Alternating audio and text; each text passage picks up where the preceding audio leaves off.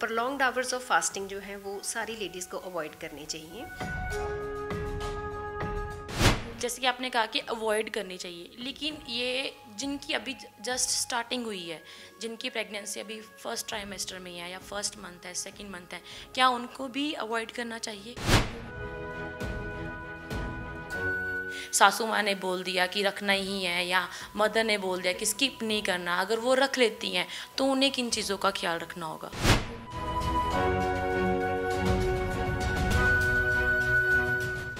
Without water, without sugar, salt उनका fast ना जाए, एटलीस्ट कुछ ना कुछ न्यूट्रिशन उनको चली जाए।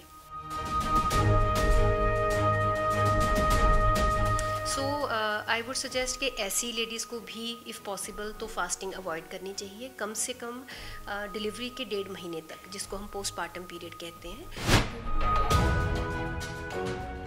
हेलो एवरीवन, आप देख रहे हैं नारी और मैं हूँ वंदना। जैसे कि आप सब जानते हैं कि करवा चौथ जो है वो शुरू होने वाला है, बस एक ही दिन बचा है करवा चौथ को, तो जो महिलाएं हैं वो तैयारियां कर रही हैं।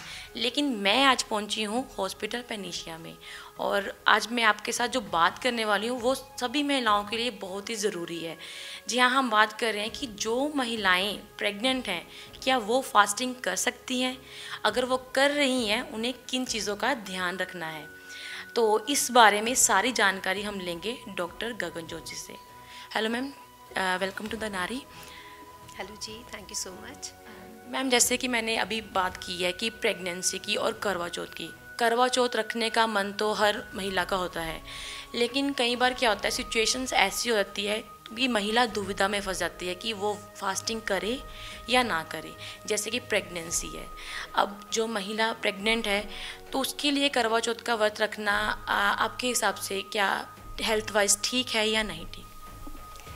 करवा चौथ हमारे कंट्री में बहुत ही हर्षोल्लास से मनाया जाता है, एंड एवरी मैरिड गर्ल और married lady wants to keep the fast. Religious sentiments ठीक है अपनी जगह पे, लेकिन मेरा पर्सनल मानना ये है कि whenever you are pregnant, तो बिकॉज आपके अंदर एक बच्चा भी पल रहा है जिसका इस फास्ट से कुछ लेना देना नहीं है, एंड सेकंड उस बच्चे को जो न्यूट्रिशन मिलती है वो मदर के थ्रू ही जाती है, जो मदर न्यूट्रिएंट्स लेंगी। खास करके जब फास्टिंग होती है उस टाइम पे नमक की, शुगर की या जो फ्लूइड्स हैं उसकी कमी हो जाती है। So according to my personal experience as well as our scientific knowledge, prolonged hours of fasting जो है वो सारी लेडीज़ को अवॉइड करनी चाहिए, so they can skip the fast during their pregnancy and later on they can continue with that. जी ma'am, मैं आपकी क्वेश्चन से एक क्वेश्चन बता रही हूँ कि जैसे कि आपने कहा कि अवॉइड करनी चाहिए, लेकिन ये जिनकी अभी जस्ट स्टार्टिंग हुई है, जिनकी प्रेगनेंसी अभी फर्स्ट ट्राइमेस्टर में है या फर्स्ट मंथ है, सेकंड मंथ है, क्या उनको भी अवॉइड करना चाहिए? फर्स्ट ट्राइमेस्टर में इफ़ यू रिकॉल तो ज़्यादातर लेडीज़ को नोजिया, वॉमिटिंग, भूख कम लगना या उल्टी उबकाई जैसी प्रॉब्लम्स वैसे ही बहुत ज़्यादा हो रही होती हैं। सो अगर उन लेडीज़ को प्रोलॉन्ग फास्टिंग में हम लोग रखते हैं, जैसे करवा चौथ में आपको पता है कई लोग बिल्कुल निर्जला फास्ट रखते हैं, सो वो रिकमेंडेड नहीं है, बिकॉज ऐसी लेडीज़ में अपनी ही उनकी बॉडी में डिहाइड्रेशन हो जाएगी। They will have low sodium, low potassium as well as low sugar levels, जो कि बच्चे के लिए तो ख़तरनाक है ही है, मदर के लिए इट्सेल्फ वो ज़्यादा खतरनाक होता है। सो अर्ली प्रेगनेंसी में भी आई वुड सजेस्ट कि जो फास्ट है वो अवॉइड करना चाहिए। मैम, जैसे अभी आपने तो कह दिया कि ये अवॉइड करना चाहिए, लेकिन कई महिलाएं ये सब बातें सुनने के बाद भी, सासू माँ ने बोल दिया कि रखना ही है या मदर ने बोल दिया कि स्किप नहीं करना, अगर वो रख लेती हैं तो उन्हें किन चीज़ों का ख्याल रखना होगा? फ़र्स्ट ऑफ़ ऑल तो जो सुबह उठ के गर्ल्स सर्गी लेती हैं, आई वुड सजेस्ट कि उनको प्रॉपर अपनी हाइड्रेशन प्रॉपर ले लेनी चाहिए। न्यूट्रिशियस फूड, लाइट फूड, बहुत ज़्यादा हैवी फ्राइड या बहुत घी तेल वाली चीज़ें सुबह ना सर्गी मिलें। लाइट डाइजेस्टिव, इजीली जो डाइजेशन कर देता है वैसे वाला फूड वो मॉर्निंग में ले लें, प्लस अपनी लिक्विड ज़रूर मॉर्निंग में ले लें। Then if possible and if the societal या कल्चरल जो है वो इनको करते हैं रिकमेंड, तो वो दोपहर को जैसे कुछ लोग कथा सुन के चाय या कुछ दूध या कुछ फ्रूट्स जूस वगैरह लेते हैं, तो एटलीस्ट वो ज़रूर ले लें, सो दैट बिल्कुल without water, without sugar, salt उनका फास्ट ना जाए, एटलीस्ट कुछ ना कुछ न्यूट्रिशन उनको चली जाए। सिमिलरली जब वो शाम को रात को जब वो अर्घ देने के बाद अपना फास्ट खोलती हैं, then also I would suggest कि बहुत हैवी या जंक फूड या फ्राइड फूड या बाहर का कुछ ज़्यादा तला वाला ना खाएं। घर का लाइट उस दिन डाइजेशन के वाला जो फूड है वही लें, सो दैट अगले दिन उनको जो स्टमक अपसेट है या जो नोजिया वॉमिटिंग है वो कम से कम हो। जी मैम ये तो होगी प्रेगनेंसी की बात। अब लेकिन जिनकी अभी अभी डिलीवरी हुई है, जो अभी स्टार्टिंग में है, 1 या 2 मंथ्स का अभी उनकी डिलीवरी का टाइम हुआ है, वो फास्टिंग करते हैं, क्या उनके लिए भी ये हार्मफुल हो सकता है? देखो, हर delivery whether it is a normal या वो सजेरियन है, तो हर डिलीवरी का जो मदर है उस पर स्ट्रेस बहुत ज़्यादा होता है। So there is lot of catabolism going on inside the body. उस टाइम पे बॉडी की न्यूट्रिशनल रिक्वायरमेंट्स बहुत बड़ी होती हैं, even more than the pregnancy. बच्चे को भी फीड करवा रही होती हैं एंड उनकी अपनी बॉडी की रिपेयर और रीजनरेशन भी साथ साथ चल रही होती है। सो आई वुड सजेस्ट कि ऐसी लेडीज़ को भी इफ़ पॉसिबल तो फास्टिंग अवॉइड करनी चाहिए, कम से कम डिलीवरी के 1.5 महीने तक, जिसको हम पोस्टपार्टम पीरियड कहते हैं। सो 6 वीक्स आफ्टर डिलीवरी तो डेफिनेटली ये फास्ट अवॉइड करना चाहिए।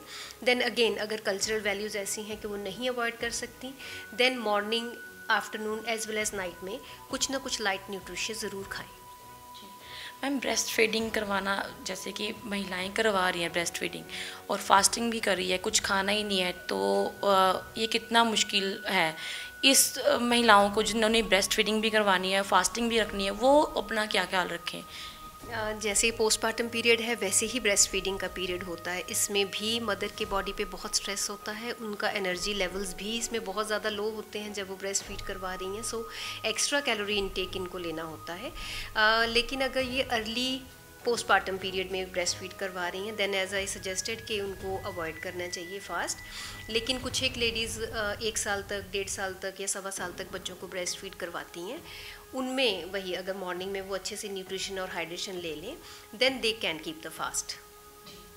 मैम अभी प्रेगनेंसी भी हो गया है, अर्ली जो उनकी डिलीवरी से पहले वाली प्रॉब्लम्स, बाद वाली प्रॉब्लम ये भी हो गई है।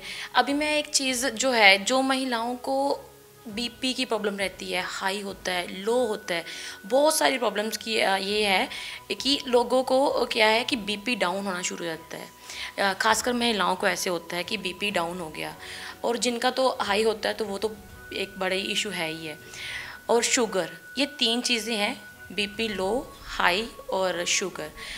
जिन महिलाओं को पहले से ये प्रॉब्लम है, वो अगर फास्टिंग करती है तो उन्हें क्या ध्यान देना है, सबसे ज़रूरी क्या चीज़ है उनके लिए? बीपी और शुगर, इसके अलावा भी बहुत ऐसी, जैसे थायराइड के पेशेंट्स हैं, कई बार कोई हार्ट डिजीज़ के पेशेंट्स हैं, there are lot many other problems, kidney disease के पेशेंट्स हैं, उनमें भी प्रोलॉन्ग्ड आवर्स ऑफ फास्टिंग कोई भी डॉक्टर रिकमेंड नहीं करता, बिकॉज इनको proper time to time nutrition as well as hydration की ज़रूरत होती है। अगर किसी पेशेंट का बीपी बढ़ रहा है और वो ब्लड प्रेशर की दवाई का उसका टाइम है पर वो फास्टिंग की वजह से नहीं खा पा रही, देन अगेन उसके लिए ज़्यादा खतरनाक है। सिमिलरली अगर बीपी लो की प्रॉब्लम है, पेशेंट विल कोलैप्स भी कई बार हो जाते हैं, फेंट हो जाते हैं, चक्कर आने लगते हैं, नौजिया अलग से उनको हो रहा होता है, डाइट वो प्रॉपर ले नहीं पा रहे और उनका सॉल्ट इंटेक भी कम हुआ होता है, जिस वजह से अगेन उनको लो बीपी ज़्यादा हो जाता है। सो उनके लिए भी ये डेंजरस है। इवन डायबिटिक पेशेंट्स जो हैं उनको स्मॉल फ्रीक्वेंट मील्स बार बार खानी पड़ती हैं, अदरवाइज़ उनके जो ग्लूकोज लेवल्स हैं उनकी फ्लक्चुएशन बहुत ज़्यादा होती है। सिमिलरली उन पेशेंट्स में भी हम prolonged hours of fasting avoid करने को ही कहते हैं। अभी हमने फास्टिंग भी कर ली, हमने सारा उनको बता दिया कि हमें कैसे खाना है, कैसे नहीं खाना, लेकिन सारा दिन का फास्ट रखने के बाद महिलाएं जब रात को खाती हैं तो उसके बाद स्टमक अपसेट, बहुत सारी ऐसी प्रॉब्लम्स हैं, हैवीपन लगता है उनको कि बॉडी बहुत हैवी हो गई है, तो नेक्स्ट इन वॉमिट या कुछ ऐसी प्रॉब्लम्स भी सामने आती हैं। तो ऐसा क्यों होता है, तो इससे बचा कैसे जा सकता है? फास्टिंग के बाद फीस्ट हमारे कंट्री की एक रिवाज है, जो हर फास्ट के बाद एक फ़ीस्ट ज़रूर आती है। लेकिन ये जो प्रोलॉन्ग्ड आवर्स ऑफ फास्टिंग है उसके बाद फिर से मैं बार बार स्ट्रेस करती हूँ कि उस दिन ज़्यादा लालच ना करें, बहुत ज़्यादा हैवी फ्राइड या जंक फूड अवॉइड करें, रेदर देन लाइट और न्यूट्रिशियस खाना, खास करके जो घर का बना हुआ खाना है, सिंपल दाल चावल, दाल फुल्का या हल्की सब्ज़ी के साथ फुल्का, आई वुड प्रेफर कि वो वाली चीज़ें खाई जाएँ। बिकॉज होता क्या है, जब आप बहुत देर लंबा फास्ट रखते हो विदाउट ईटिंग एनीथिंग और ड्रिंकिंग एनीथिंग, तो आपकी जो गैस्ट्रोइंटेस्टाइनल सिस्टम है, जो आपका पेट आंतड़ियों का सिस्टम है, वो टोटल ड्राइड अप होता है। सो जब आप कुछ खाते हो और कुछ हैवी खा लेते हो, the system does not accept that, वो उसको एक्सेप्ट जल्दी नहीं करता, and then the body reacts by giving acidity, gastritis, pain, पेट में दर्द होना, पेन होना, या कई बार लूज मोशंस लगना। सो ये वाली प्रॉब्लम ज़्यादा होती है। पेशेंट्स को कई बार गैस जैसी फीलिंग होती है, उनको अलग से फिर ब्लोटेड फीलिंग, फूला फूला फील होता है। सो ये एकदम से बंद खाना करके एकदम से हैवी खाना खाने की वजह से होता है। ये स्लोली हमें इंट्रोड्यूस करना चाहिए, चाहे सिंगल डे फास्टिंग या चाहे मल्टीपल फास्ट अगर रखते हैं तो कोशिश करके फास्ट लाइट खाने से खोलें। नेक्स्ट डे ऑनवर्ड्स अपना नॉर्मल रूटीन में they can carry on. Ma'am वैसे तो सारे टॉपिक जो हमने अभी कर लिए हैं कि प्रेगनेंसी में हमें कैसे फास्टिंग करनी है या नहीं करनी है, कौन से मंथ में करनी है या नहीं करनी है, तो ये सारा तो हमें डॉक्टर गगन जोत जी ने बता दिया है। मैम आप हमारे नारी की यूज़र को कुछ मैसेज देना चाहते हैं?